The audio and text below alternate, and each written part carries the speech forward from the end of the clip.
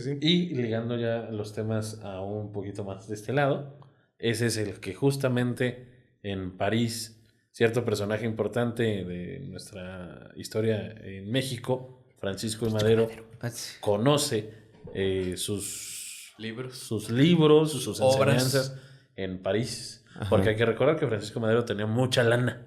Sí, era whitezican. No era una persona. Madero, era un whitezican chido. Sí, de que. Porque él ya estaba. ¿Tu parles français mexicain? Él ya estaba viejón cuando empieza a hacer todas sus cosas. Porque tenemos la mala idea de que era muy joven. No. Él vivió súper bien. Hasta sus 30 años empieza a descubrir lo que casualmente quería hacer.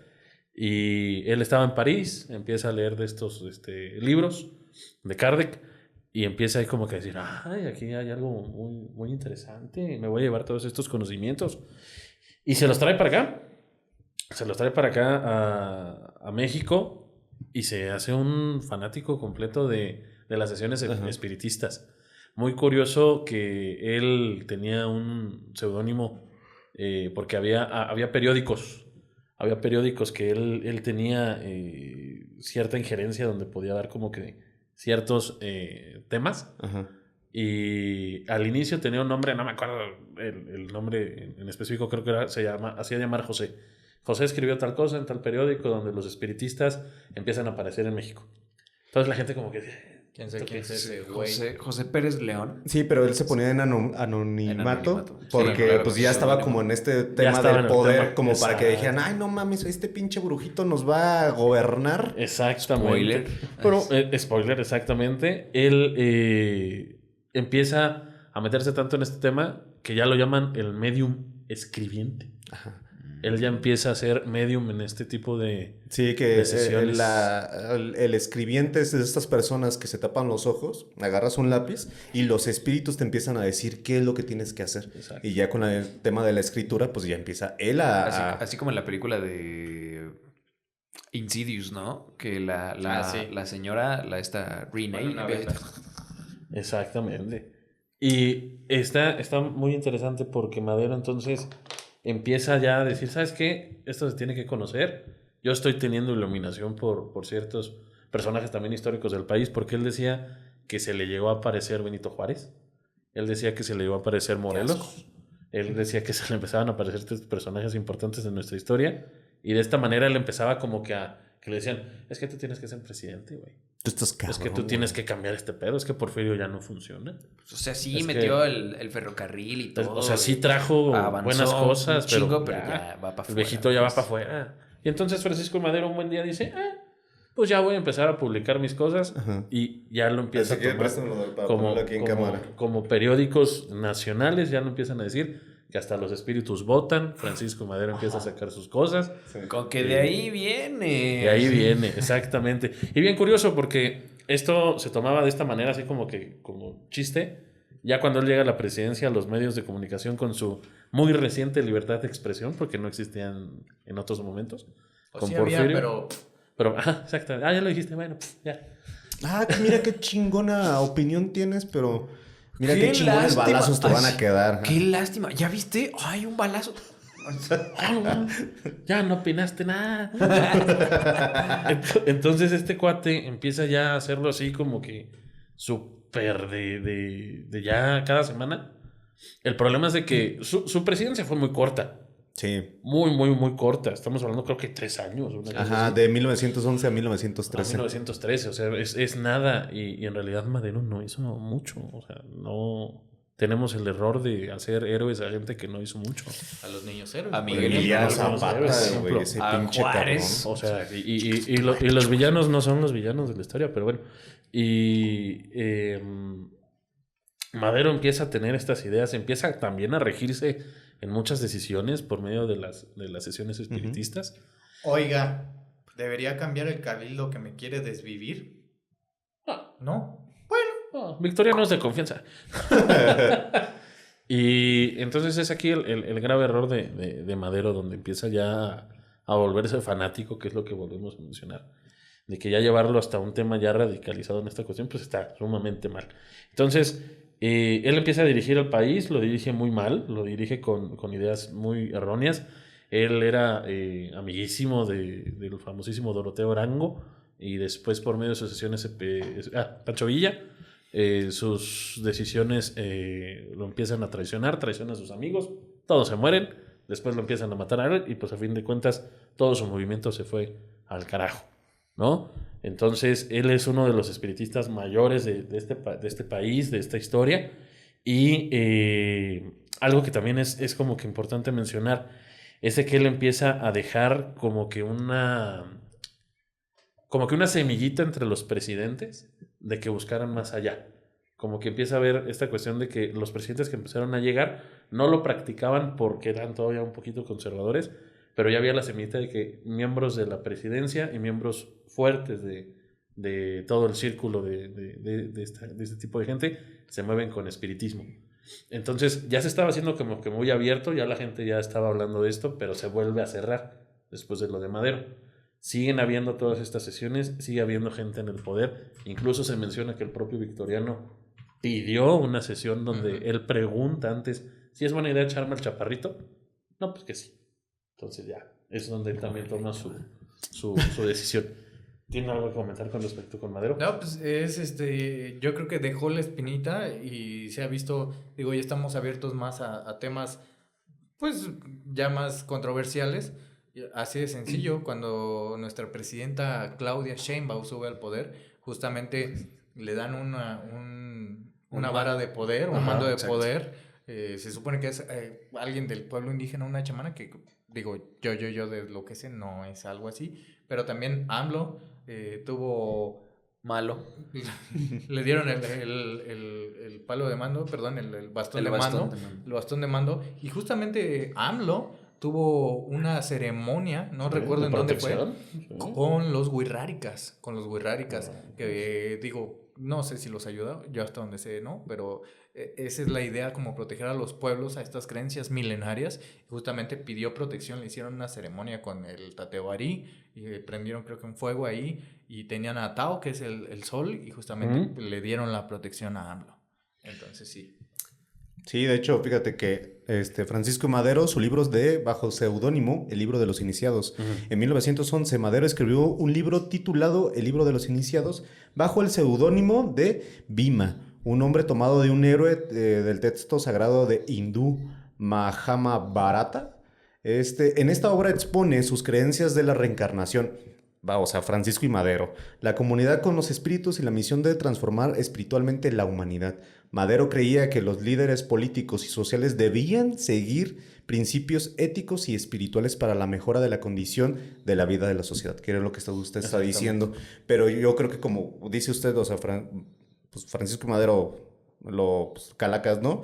Pero y se cerró este rollo. De hecho, pues es que lo estamos platicando, o sea, estas personas que tienen este poder socioeconómico, que están ya en una postura bien, pues están experimentando también ese tipo de cosas porque entra la duda, yo creo, ¿no? Entonces, no sé. De hecho, escribió ese libro y escribió más escribió un chorro de cosas, se dedicó a hacer libros en vez de gobernar.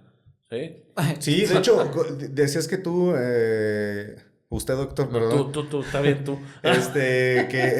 Que Madero estaba por el seudónimo de José, ¿no? De José. Sí, de hecho, una figura espiritual clave que supuestamente lo guió Raúl. Fue el espíritu de José. De José. Ajá, José. La guía de Madero que lo consultaba con frecuencia. De ahí también se comunicaba con su hermano Raúl. Ajá. De 3 años que Calacas. Ajá. No, cuidado con las lámparas de petróleo. Ajá. No hay que echárselas encima. Puedes terminar aconsejando a un presidente desde el más allá. No, y bien, perdóname la interrupción, pero había una parte dentro de las veces que él lo llegaban a entrevistar o de lo mismo que escribía, donde le llegó a decir supuestamente este espíritu de Raúl, donde le decía que no bajara la cabeza, que peleara por su idea, porque resulta ser que la idea de tumbar a Porfirio Díaz había sido no tanto de Madero, sino que había sido como que el sueño que su hermanito Raúl tenía. Entonces que le dice, sigue con mi lucha, sigue con mi sueño, sigue con mi... Entonces estamos hablando de una persona medio extraña ya. No, oye, es la escena del Duende Verde, ¿no? ¡Véngame! No, es que, o sea, no era un espíritu de 3 años. No, se supone que... falleció a los 3 años. Falleció a los 3 años, y pero... cambia, ¿no? Según Madero, todo cambia. No, pero a lo que voy, o sea, ¿cómo es que un niño de 3 años va a tener pensamientos de derrocar a Porfirio Díaz cuando a los 3 años lo más importante es saber si el cheto que se te cayó sigue sabiendo cheto? Sí, pero, o sea, me refiero a que... Uno cuando trasciende, según Madero, ¿no? Uno cuando trasciende, cuando se muere... Cambia todo. No, o sea, sigues como creciendo, ¿no? Por así decirlo. O tienes este nivel de conciencia que es más elevado, más diferente. Y entonces por eso es que, o sea, no era como el espíritu de niño de 3 años, sino que ya era así. O sea, ya era todo como... un izquierdista así. O sea, ya era un espíritu más cabrón, pues. O sea, cuando Madero se intenta comunicar, porque Madero lo que intentaba ya con las sesiones espiritistas era comunicarse con su hermano, porque su hermano falleció a los 3 años. Entonces, si había espíritus que se podían comunicar con él, él decía, bueno, si hay espíritus que ya no están conmigo, que eran familia y pudieron comunicarse conmigo, me puedo comunicar yo con mi hermano. Los espíritus le llegaban a decir, y no Raúl, le llegaban a decir que nosotros como espíritus ya trascendimos, ya somos una deidad, no deidad, sino como un rango, un ente como diferente, mijo. Entonces yo me puedo comunicar con Raúl y Raúl se le aparece y Raúl es el que le empieza a decir este tipo de cosas, de que se tiene que hacer tal y tal y tal, que él, con los espíritus como están en este lapso de pasado, presente y futuro, los espíritus le llegaban a decir, ¿sabes qué? Es que si tú haces esto vas a ser un chingón y que no sé qué. Y era Raúl, su hermano, ¿no? Su hermanito. Y al interrogarle, porque sí tuvo muchos detractores, como de, oye, presidente, pues como que no suena tan lógico esto, ¿no? O sea, ¿cómo va a estar escuchando a su hermano de 3 años? No invente. Usted es el presidente, señor. No diga chingaderas. ¿Cómo va a andar diciendo que no? Ya desde ahí veíamos que los presidentes están medio pinches raros de la cabeza. Y él, textualmente, encontré esta parte, se me hizo padre, su respuesta muy rimbombante, donde él dice de puño y letra, les escribe a los medios. Se me ocurrió renovar mis esfuerzos con verdadera constancia y empecé a sentir que una fuerza ajena a mi voluntad movía mi mano con gran rapidez. A los pocos días escribí con una letra grande y temblorosa: ama a Dios sobre todas las cosas y a tu prójimo como a ti mismo. Esta sentencia me causó gran impresión y, siendo contraria a lo que yo esperaba, me hizo comprender que las comunicaciones de ultratumba no venía de hablar de asuntos trascendentales. Entonces él decía, yo no estoy hablando de nada importante, yo no estoy hablando de nada del país, cuando en realidad sí lo estaba haciendo. Y bien chido, empezó a moverse con Diosito, ¿no? Como para decir, pero es que estoy hablando de cosas de Dios. Sí, mira, ama tu Lo pintaba de esta manera para que también decía, para que la gente no dijera, oye, este cabrón... ¿De dónde voy a sacar a mi próximo secretario? Por favor, Raúl, dímelo. A Victoriano Huerta está bien. Está bien, mi compa, sí. Y bien, algo que también es muy curioso, Plutarco Elías Calles. ¿Qué sabemos de Plutarco Elías Calles? Yo de historia no sé absolutamente nada. No, Guerra de los Cristeros. Es que te digo, nos agarras en curva. Somos unos completos estúpidos. Bueno, es cuando también Benito Juárez lo apoya, ¿no? Para quitarle todo este poder a la iglesia, llámese panteones, reforma, todo esto, poder, sí. Y hace todo esto municipal, ¿no? Plutarco Elías Calles, un presidente también de este país, que ya nos vamos mucho más para acá, primer presidente institucional de un famoso partido PRN, Partido Revolucionario Nacional, el abuelito y el papá del PRI, prácticamente el primer presidente del PRI. Este presidente muy recio, muy estoico, con ideas de completamente anticreencias farsantes, como él así le llamaba, que nada más timaban a las personas por un beneficio económico. No como ahorita. No, eso ya no. Sí, ya no. Él es el que empieza este problema pues armado entre los cristeros, que es la famosa guerra cristera en este país, donde pues la mayor religión casi siempre, o más bien siempre, ha sido el catolicismo. Pues empieza a ser como tachado de algo prohibido, algo que no está bien visto por parte del gobierno federal, y empieza a haber este problema armado donde muchas personas murieron y pues estuvo bastante trágica esta cuestión. Es muy curioso porque Plutarco Elías Calles tampoco dura tanto su presidencia, son como 4 años. Debido a este problema del país, que ya era más que nada una guerra civil, se exilia a Estados Unidos. Y como siempre nos encanta en este país regresar a toda la gente que empezó a hacer un daño a nuestra propia gente. Sí, él regresa, le dicen, ¿sabes qué? Regrésate a México. Se regresa a México y él ya estaba aquí viviendo a gusto, ya no era alguien muy influyente en cuestión política. Sin embargo, pues seguía siendo una persona pues recia, con sus ideas muy, muy bien implantadas, de que todo este tipo de cuestión de religión y de todo era una basura para él, ¿no? No tenía... Respetable. No estaba tan erróneo.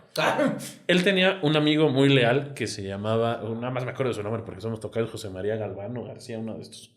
Él era un general. Entonces, él le dice, ¿sabes qué, Plutarco? Pues mira, no estás haciendo aquí nada, nomás estás aquí vegetando, te vas a morir aquí aplastado en tu casa. Vente, vamos a una sesión con un grupo de gente. Esta gente eran ricos de aquel entonces. Había mucho presidente todavía morrillo que después empezó a Ávila Camacho y un chorro de gente así que fueron después presidentes del propio PRI.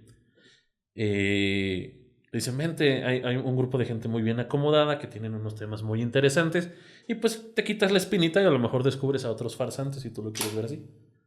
Pues Plutarco dijo, pues no tengo nada que hacer, voy a ir a esta plática, ¿no?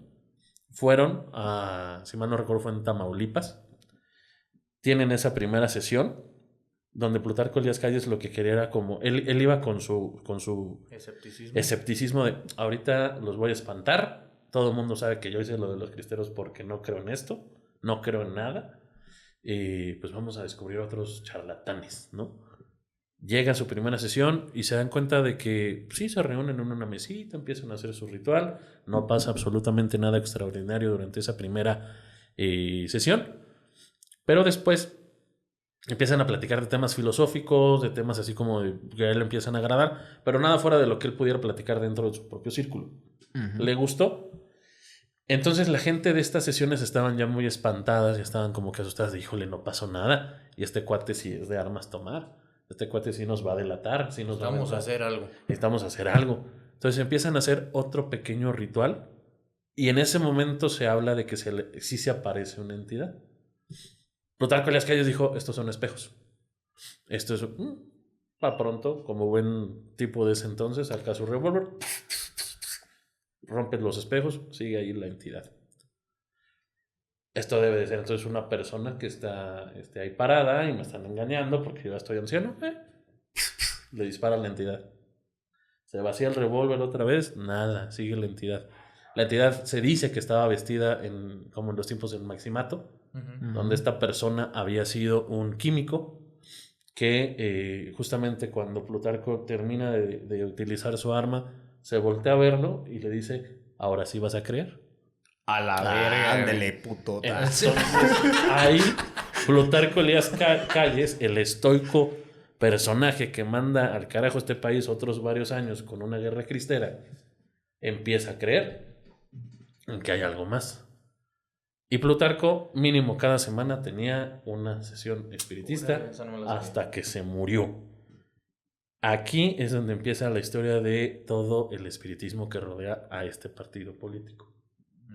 Porque entonces Plutarco Elías Calles, a los 3 años de que tiene su primera sesión, fallece, pero se dice que durante las siguientes sesiones posteriores a su fallecimiento, él es el que ahora se empieza a aparecer a ciertos personajes que decían, tú vas a seguir como siguiente presidente.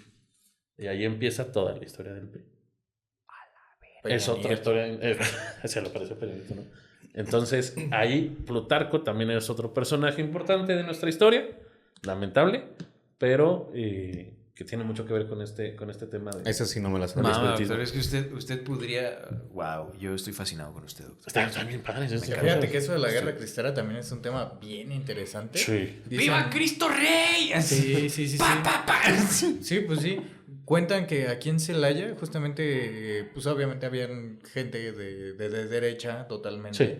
Y lo que hacían, como les quitan todos estos lugares, que fue San Francisco, les quitan Tercera Orden, les quitan la catedral, les quitan... Esas fueron las más importantes, las 3 que les quitan. Lo que hacía la gente es que vámonos a la casa de Doña Chonita y a escondidas vamos a hacer una misa. Pero donde los cachaban. Plomazo directo.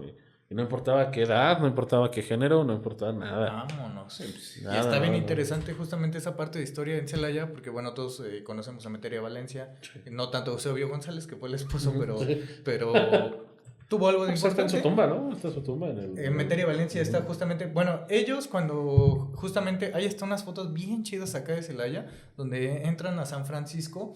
Y están en la parte del estacionamiento, están los caballos de la Revolución. Está muy impresionante esa foto. Y de ahí vienen justamente las firmas que están en los estos, ¿cómo se llaman? ¿Los monolitos? No, los que están afuera del... Pilares. Los pilares, ajá. Las pilares que están los autógrafos de la Revolución, el 15º regimiento de no sé qué, porque justamente ahí los tenían. Y hay una foto bien impresionante, la voy a buscar y te la paso, donde San Francisco está hecho cagada, cabrón. Está hecho cagada, ya no tiene bancas. Hay otro de la Tercera Orden donde ni siquiera hay techo, vato, no hay techo y se ve que entra la luz. Y justamente aquí es donde entra Emeterio Valencia, Eusebio González y la hermana de Emeterio Valencia. Y como estos vatos eran de varo, bueno, Emeterio Valencia era la del dinero porque Eusebio González... Era la gallina de la casa. Supo caer muy bien Eusebio. La de los... Le cayó bien al suegro. Bueno, de hecho dicen que se la robó. Se la robó porque este vato era el caballerango. Sí, pues. Esos sí eran nombres. Se la roba y ya después ellos eran de Salamanca. Ya el suegro le dice como, pues ya pues, ándale pues, ten dinero. Y como Emeterio Valencia era muy, muy, muy, muy religiosa, ella suelta el varo para decirle, ¿sabes qué? Yo te compro estas 3 iglesias. La Tercera Orden yo te la voy a comprar. Eusebio González compra San Francisco y su hermana compra lo que es la catedral. Y justamente Emeterio Valencia la tenemos en la Tercera Orden, ahí en el claustro. No sé cómo se llama esa parte. En el atrio, ahí está Emeterio Valencia. No mames.